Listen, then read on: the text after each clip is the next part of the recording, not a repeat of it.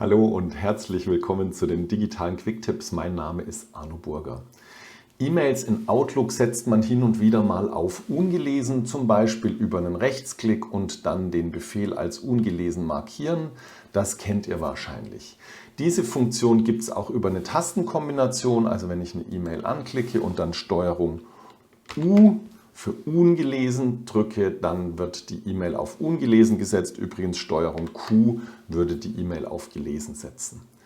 Darüber hinaus gibt es aber die Möglichkeit, eine Mail mit einem einzigen Klick auf ungelesen zu setzen. Und das sieht so aus: Du gehst mit dem Mauszeiger auf die Mail, dann siehst du ganz links vorne so einen kleinen hellblauen Strich und wenn du auf den draufklickst, dann wird die E-Mail auf ungelesen gesetzt. Das kann zum Beispiel sehr hilfreich sein in einem Sammelpostfach, wo der Lesebereich eingeschaltet ist und die E-Mails gleich als gelesen gelten, dass du dann nachher die Sachen, die dich nicht betreffen, wieder auf ungelesen setzen kannst und das mit einem Klick. Wenn dich der Lesebereich mehr interessiert, schau dir auch das Video in der Infokarte an. Vielen Dank fürs Zuschauen. Viel Spaß beim Anwenden und Ausprobieren und bis zum nächsten Video. Ciao, euer Arno.